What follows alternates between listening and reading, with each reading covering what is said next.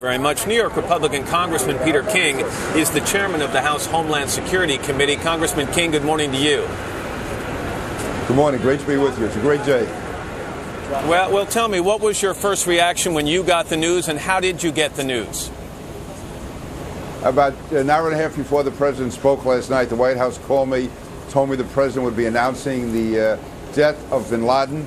It took me really a few seconds to fully appreciate what they were saying. You know, we lost so many friends and neighbors on September 11th. There's been so many near misses over the last 9.5 years. And to actually realize that this man was dead was just a great moment. And my heart really goes to the family members of those who were murdered on September 11th. Give them a sense of closure, a sense of justice. And let me just say, as a Republican, let me give the President Obama, tremendous credit for this. He was the commander-in-chief. He's the one who authorized this operation. This whole situation began under President Bush. It was continued and now carried to a conclusion, very successful conclusion, by President Obama, and he deserves full credit. As chairman of the Homeland Security Committee, I do have to ask you some questions that arise as a result of the killing of bin Laden. What happens next? Obviously, there are a lot of people around the world who still want to see harm done to the United States. Do you think they'll step up their efforts in the wake of his killing to send some kind of a message? Matt, there's two main things. I think there's going to be a fight for power within al-Qaeda between the Egyptians, the Yemenis, the Saudis, the Libyans. We'll see that. But yes, as far as we're concerned, I think al-Qaeda will definitely try to avenge this death. We have to be on full alert. We have to be monitoring this very, very carefully, both U.S. installations overseas and also attacks here in the United States, either attacks launched from outside the country or by homegrown terrorists here in our country. So I can assure you that all the intelligence agencies, counter-terror agencies, police, everyone is working around the clock right now, looking for any strand of intelligence indicating that there's going to be any type of attack, planned attack. We have to be on our guard. We have to be alert. This is a key moment because al-Qaeda has to avenge this. This is a terrible defeat for them, and they have to move as quickly as they can, and it's up to us to stop them. And let me ask you about intelligence. For the last several years, 8 or 10 years, we've been hearing from U.S. intelligence officials that bin Laden was most likely living in some kind of primitive cave along the border between Pakistan and Afghanistan. Turned out to be anything but the case. He was in an upscale neighborhood only 35 miles from the Pakistani capital. Do you think that was failed intelligence or misdirection on the part of U.S. intelligence agencies? No, I don't believe it was misdirection. I heard several reports over the years that he may actually be living in the residential neighborhoods in Pakistan, moving from area to area. Also, of course, the predominant view was that he was out in the mountains somewhere.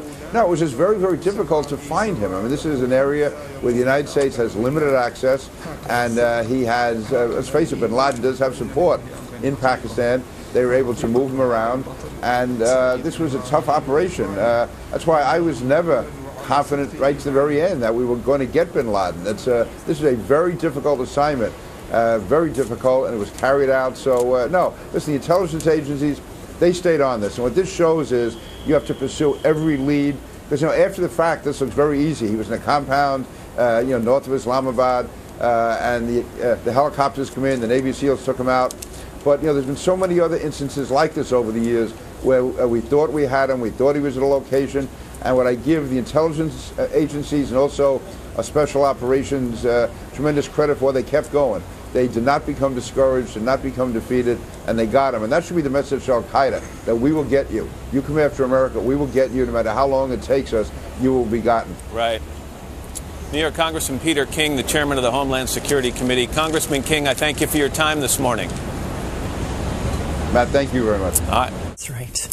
Well, one very important man who's going to be talking about this, no doubt, for the rest of the day, the rest of the week, is the chairman of the House Homeland Security Committee, Representative Peter King of New York, who is joining us on the phone this morning. And Congressman, are you there?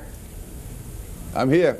Good morning. Okay, fantastic. Oh, you're actually with us. Sorry about that. I thought you were just on the phone. I'm with you. I'm with you. Okay, well, fantastic. We're glad you're here, and certainly a day for everybody to celebrate. You've been a frequent critic of the Obama administration on issues that were related to the war on terror, but not this time. And you were very quick to praise President Obama last night.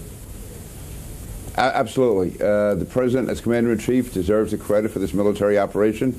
It was carried out with precision. It took courage on his part to authorize it, because no matter how easy and simple it looks right now, there are actually a lot of questions as to whether or not innocent civilians were going to be killed. Would we lose any of our helicopters? Was bin Laden really in there? You don't know until it's all over. And it worked. I give the President credit. President Bush began this operation years ago. President Obama has now carried it to a successful conclusion, and as Republican, I give him full credit for it. You're the chairman of Homeland Security, Congressman King. We still have another person, number 2, al-Zawahiri, out there. So what does this mean, and especially with the splinter groups, as we know with al-Qaeda, that there are splinter organizations that are at, what should we know today as Americans?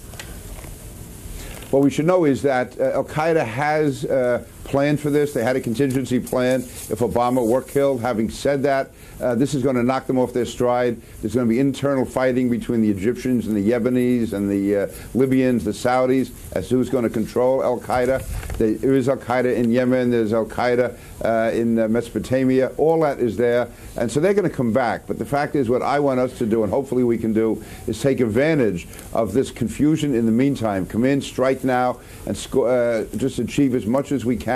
At the same time, realizing al-Qaeda is going to want to avenge this. They're going to do all they can to try to carry out an attack against us, especially here in New York. I got to imagine as well that that Osama bin Laden left some sort of contract out there. If this was going to happen to me, I would like XYZ followed out.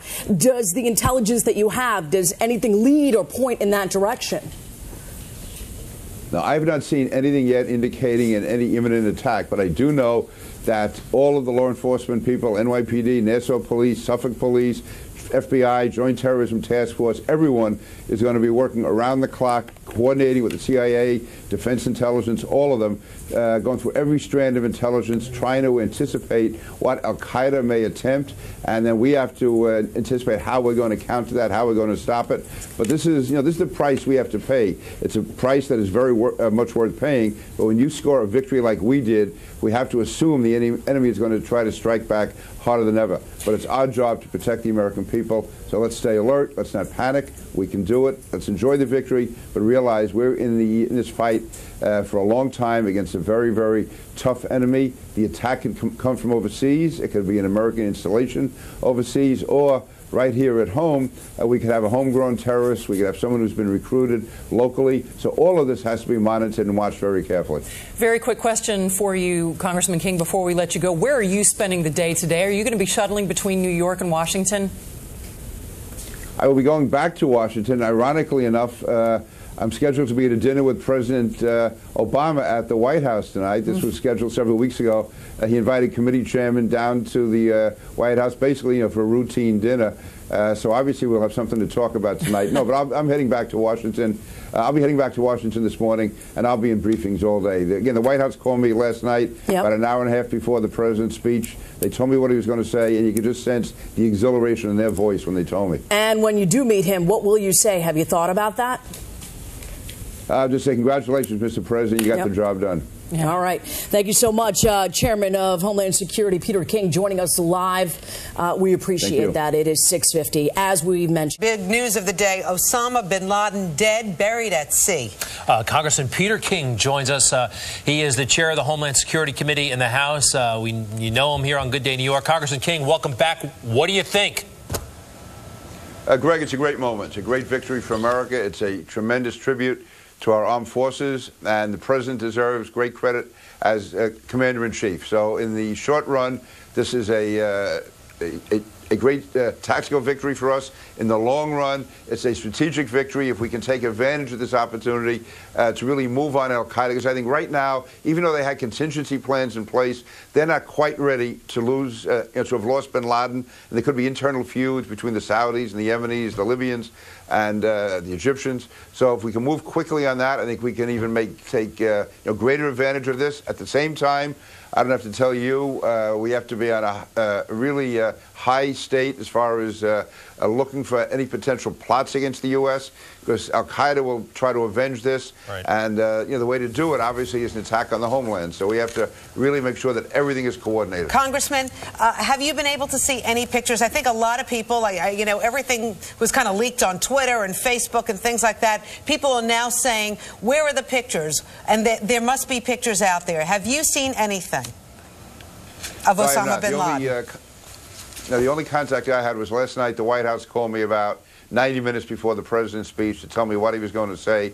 But I assume there have to be pictures. There's a DNA test, because there's going to be conspiracy theorists out there, and our intelligence people and the administration want to be ready to answer that. So I'm sure all that will be done at the appropriate time. But there's no doubt that they would have pictures of Osama bin Laden, so that people would know that we got him. We can't allow any kind of a myth to develop that he's really alive in some third world country wandering around. Congressman King, you mentioned that the president deserves credit as commander-in-chief. Doesn't he perhaps deserve a bit more than that? I mean, this was part of the policy that he campaigned on, that he would go into Pakistan, perhaps not with Pakistan's government permission or even knowledge, to go after high-value targets. He said that explicitly during the campaign of 2008. He was criticized by Republicans, even some Democrats, that he was naive, that he didn't get it, that he did not have a sophisticated grasp of the world stage. And here he is. He did what he said he was going to do. I think he deserves more credit than just, okay, he's the commander-in-chief, he's in charge of the military at this time. We praise President Obama. No, I wasn't giving any grudging credit. I'm giving him full credit. He also was the one who had to make the decision as far as pulling the trigger, which took a lot of guts, because there was no certainty bin Laden was there. Civilians could have been killed. It could have been the wrong person. We could have lost helicopters like happened on Jimmy Carter when we tried to rescue the Iranian hostages. And I'm not trying to make this any type of partisan effort. I do know, though, that in 2007 and 2008, President Bush did begin stepping up the use of drones. I think what was different was whether or not President Obama should have announced he was going into Pakistan. But, Greg, that's all behind us. His policy worked. I've supported his policies in Afghanistan. I've had real differences as far as Guantanamo and the 9/11 trials, but I have said from day one, from the time he gave the speech at West Point, that I support what the president is doing in Afghanistan. I support the policies pursuing there, even as far as Bagram, the prison compound there, his policies in Afghanistan. I stand with him on that. I was in Afghanistan last year. I made it clear that I am with the president on this, and I'm giving him full credit. This isn't any kind of grudging credit. This is full credit. I'm giving President Obama for carrying this out. It was the end of a very successful operation that he began, and he gets all the credit. Congressman King, thank you so much for coming in and weighing in on Osama bin Laden's death this morning. Yep. Great to see you, sir. Thank you, Rosanna. Thank you. Thank you very much.